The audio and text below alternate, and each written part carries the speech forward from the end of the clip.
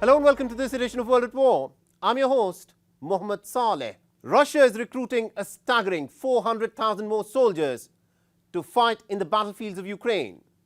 After Yevgeny Prigozhin's statement that Russia must declare victory and focus on consolidating the gains that it has made so far, it was being speculated that war fatigue may have now begun to hit even the most committed ranks of the Russian army. But the fact that Russia is now actively recruiting more soldiers points to the fact that the Russians are digging their heels in for the long haul. On the 21st of April, Ukrainian capital Kiev woke up to a barrage of drone strikes from Russia. So where is this bruising war in Europe heading to? And why is Russia looking to pump another 400,000 soldiers into the battlefields of Ukraine? Our next report gets you the details. This video, released by the Russian Defense Ministry, asking real men to step up to fight for Mother Russia in Ukraine, is a statement of intent. Russia has managed to control and annex over 20% of Ukrainian land. And now, Russia is all set to pour another 400,000 soldiers into the Ukrainian war theatre. For those who expected that the war fatigue has now begun to set in, and that the warring sides, who have thrown everything in the kitchen sink at each other, will soon sit at a negotiating table, this is the clearest reminder that this war may not end at a negotiating table. For the first time after a lull of 25 days, the Ukrainian capital Kiev came under a barrage of drone strikes. Air raid sirens rang out. Kiev claims that it managed to shoot down 8 Iranian-made Shahed drones. The much-touted Ukrainian spring counteroffensive is yet to make its impact on the ground. And Russia claims the reason for this is the success that it has had in nullifying the advantages brought about by the HIMARS rocket systems for the Ukrainians. The leaked Pentagon papers point to a deep American involvement in the Ukraine war. These are not just American mercenaries or soldiers of fortune. The United States is content to not just sit on the sidelines and arm the Ukrainian soldiers to fight the war. Instead, it is now clear that America is playing a far more active role. What it tells us is that there is a far more significant U.S. presence in the Ukraine war than has been previously reported. For example, the documents tell us that there are, in fact, U.S. Special Operations soldiers on the ground in Ukraine. It tells us that there are 100 U.S. government personnel on the ground in Ukraine. It tells us that in a 24-hour period, 72 combat aircraft sorties were flown by United States units. That's a very high level of involvement, and it supports the view that this is not a NATO operation or an international operation, but it is a U.S. operation. And I think that may well have been the intended message from whoever leaked these documents. The United States this week delivered the surface-to-air Patriot missile defense systems, while Germany has also delivered the second batch of its IRIS-T air defense systems that it promised last year. On the Pacific front, Russia flew 8 of its long-range strategic bombers over neutral waters in the Sea of Okhotsk and the Sea of Japan. According to Russia's Defense Minister Sergei Shoigu, the reason why Russia's Pacific Fleet is on high alert is due to a threat it perceives on its eastern front. Today, from 9 a.m., the Pacific Naval Fleet was put on a high alert as part of a surprise inspection aimed at building its defensive capabilities. Also, part of the aerospace forces, military, and support units are involved in the event. The main objective of this inspection is to increase the abilities of the armed forces to repel the aggression of a probable enemy from the direction of the ocean and sea. So does Russia fear that it might get forced into a two-frontal war? At this moment, there are no indicators that this might happen. Last September, Russia had recruited about 300,000 reservists to boost its ranks for the Ukraine war. There were scenes of Russian men bolting from their homes to avoid conscription. Neither Russia nor Ukraine are officially declaring the number of casualties sustained by them in this meat grinder of a conflict. But what is clear is that after this new wave of recruitment, Russia is looking to fight a war, not just for the foreseeable future, but for years to come.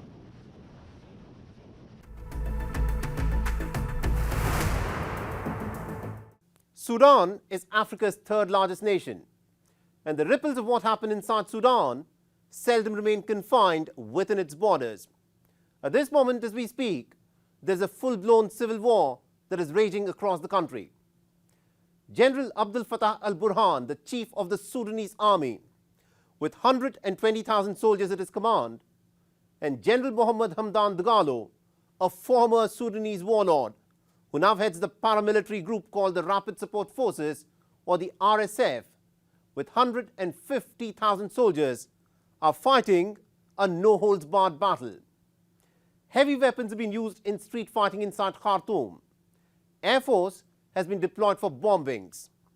An estimated 20,000 people have already fled from the country. And there's also an economic angle to this war as well, as Sudan happens to be the second biggest exporter of gold in Africa. And everyone from the United States, Russia and the United Arab Emirates are vying for influence in the country. Our next report gets you the details.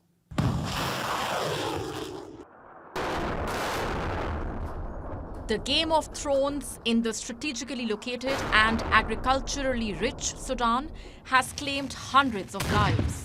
Thousands have been injured. Many people have been unable to reach hospitals, and in some instances, even hospitals have been shelled. There are 59 main hospitals in Khartoum, and as many as 39 are currently out of service. Thousands of residents have fled Khartoum. The city resembles a ghost town. Deafening explosions rattled buildings, and the Khartoum sky was blackened with thick smoke. Dwindling food and fuel supplies, lack of running water, and frequent power outages made desperate civilians huddle in their homes. The American-brokered 24-hour humanitarian ceasefire failed twice on Tuesday and Wednesday. So there's a lot of people fleeing the city.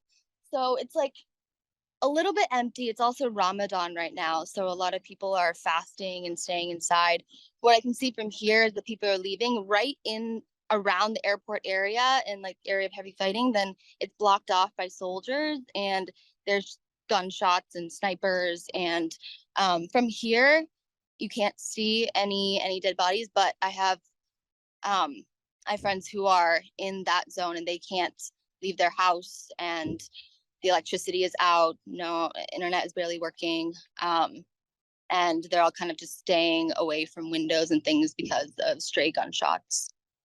So why did the clashes erupt between Sudan's military and the country's main paramilitary force, RSF? Well, it is a case of a power struggle between the two main factions of Sudan's military regime.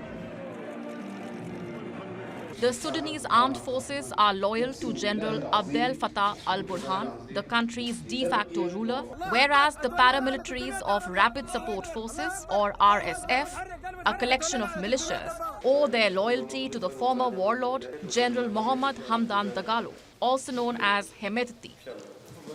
The central cause of tension between the two warring factions has been the integration of the RSF into the regular Sudanese army. Former autocrat Omar al-Bashir founded RSF in 2013 to crush a rebellion in Darfur. But Bashir himself was toppled by Burhan and Dagalo in April 2019. Following mass protests against 3 decades of his iron-fisted rule, the pair acted together again in October 2021.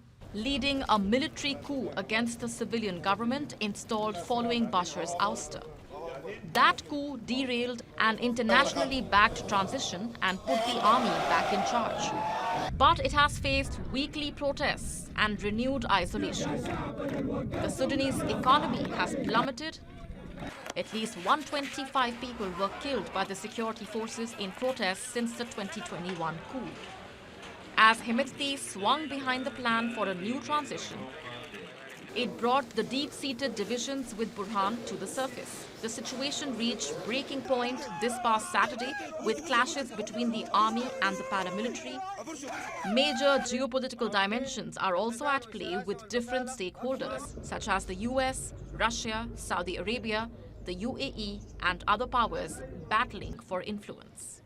Even prior to the conflict, about a quarter of Sudan's population was facing acute hunger. The rapidly worsening security situation has only imperiled the lives of thousands trapped. Both the generals, though, are positioning themselves as saviors of Sudan and guardians of democracy. In a country which has experienced only brief democratic interludes, this latest conflict not only diminishes any hopes of a transition to democracy, but has created a humanitarian crisis which is only worsening by the day.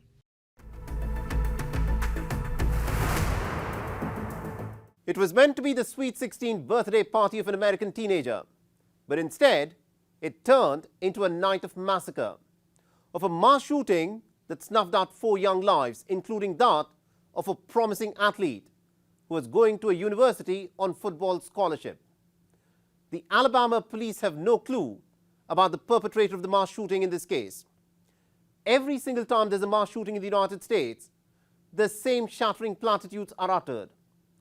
American families muster the strength to come out and grieve as one nation for the young lives that are lost before their time to gory mass shootings. But the United States must ask itself an important question. For how long will it grieve for its children who are killed in incidents of gun terror? For how long will the United States continue to be a victim of its own addiction for buying and owning deadly guns? The small town of Dadeville in the southern American state of Alabama was convulsed by a deadly mass shooting. A sweet 16th birthday party turned into a night of horror when an unidentified gunman stormed the Mahogany Masterpiece dance studio and opened fire indiscriminately. 4 youngsters were killed and over 28 others injured. This is the 163rd mass shooting in which 4 or more people have been shot this year, the highest since 2016. This incident occurred at approximately 10:34 p.m. near the 200 block on Broadneck Street here in Dadeville in Tallapoosa County. All right. There were 4 lives, not fatalities, lives. There were 4 lives tragically lost in this incident, and there's been a multitude of injuries. As they said, this is going to be a long, complicated process. Dadeville is a small, close-knit community in Alabama. It has just 3,200 residents who are struggling to come to terms with the tragedy. The motive for the gruesome mass shooting is not clear yet. But what is even more shocking is that the Alabama police have no leads in the case. No suspects have been apprehended. And the police are still investigating and looking for any clues that may shed more light on the attacker. Alabama law enforcement officials have implored the citizens for any help in solving the case. Among those who have been killed is Phil Dowdell, an 18-year-old promising athlete who was going to the Jacksonville State University on an American football scholarship. The Alabama mass shooting occurred within weeks of 2 other high-profile mass shootings in the states of Kentucky and Tennessee. On the 10th of April, a bank employee shot dead 4 of its colleagues and injured 9 others at his workplace in Louisville, Kentucky. 2 weeks prior to that, on the 27th of March, 3 9-year-olds and 3 other staff members were killed by a former student at a private Christian school in Nashville, Tennessee. In the aftermath of these latest mass shootings, the usual round of condemnation and calls for tighter gun safety measures followed. Guns have now emerged as the biggest cause of children's deaths in the United States. But despite this, America simply cannot seem to give up its obsession of buying and owning deadly guns. So what explains this American obsession with guns? Why are Americans more willing to congregate and grieve every time there is a mass shooting and yet fail to find the political will to tighten gun ownership? A nation of 330 million people has about 400 million guns. So guns outnumber people. And what this has done to the American society is that children are not safe at schools or elsewhere.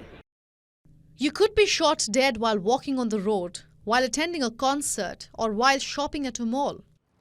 America, that takes great pride in calling itself the land of the free, has become a nation where children cannot even attend a sweet 16 birthday party without the looming fear of a mass shooting.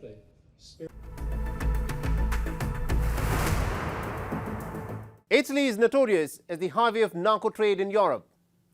The Italian mafia, who've got direct links with the cocaine-producing cartels of South America, act as the conduit for drugs into large parts of Europe.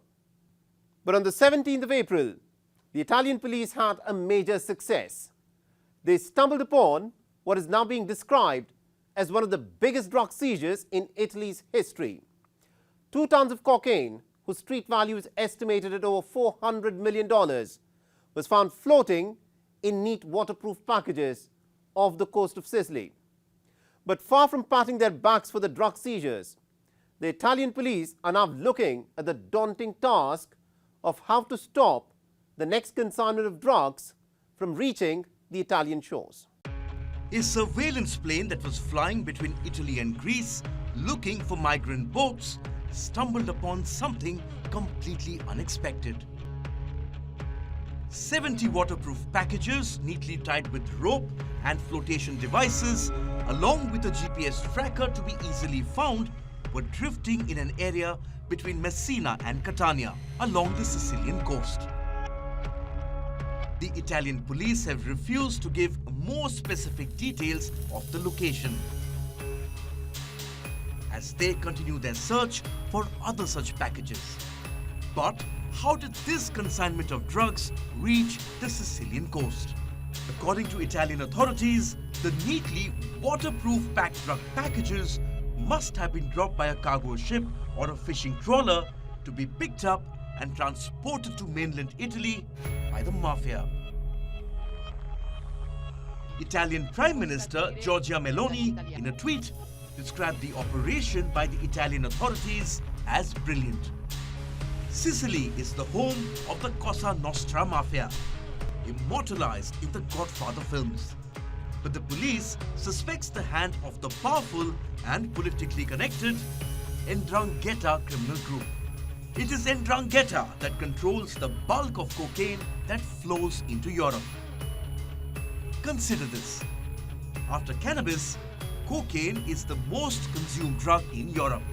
An estimated 15 million adults in the EU are said to have consumed cocaine at some point. The sale of cocaine in Europe in 2020 was estimated to be worth $11.1 billion.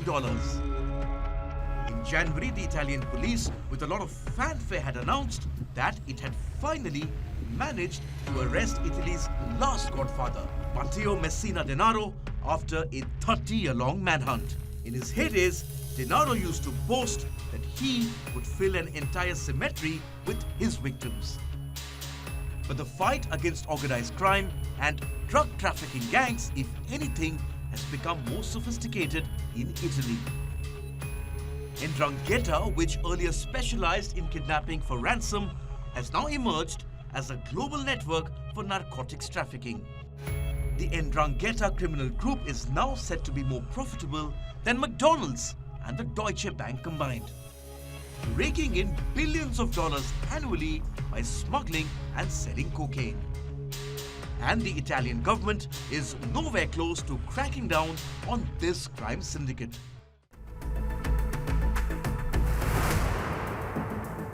The Bolivian capital of La Paz has been in the grip of a major turmoil for the past several weeks. On the 12th of April, Bolivian journalists hit the streets protesting against a possible new law that will curtail the freedom of press. But the government insists that the proposed new press bill is in accordance with international human rights.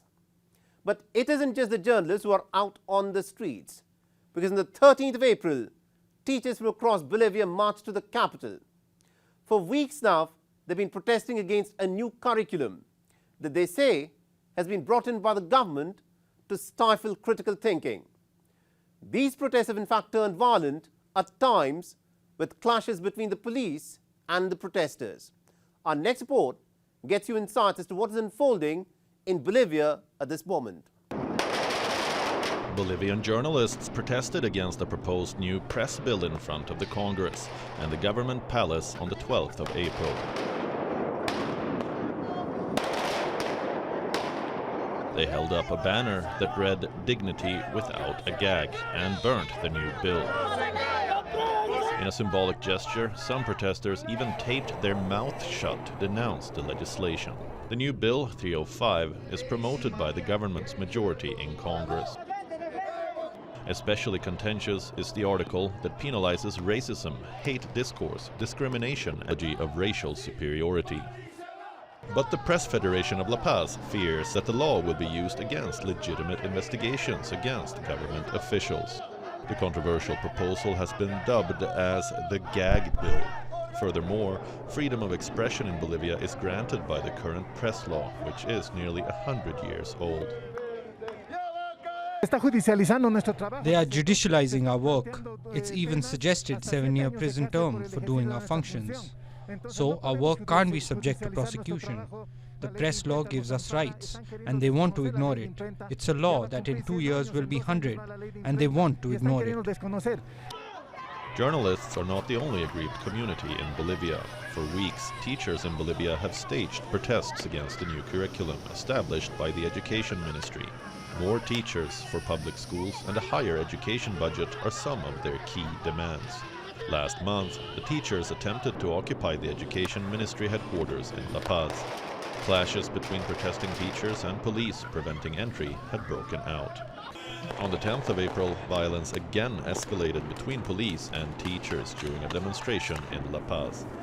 Riot police were seen cornering protesters, hitting them and firing paint pellets and pepper spray at them. In Bolivia, education is free and compulsory up to high school. But the quality and standard of education, though, has fallen below that of neighboring countries. More than 140,000 teachers depend on the public budget. Given the pertinence of issues at stake, it is crucial that the government of President Luis Arce lends a sympathetic ear to the concerns and demands of protesting teachers and journalists.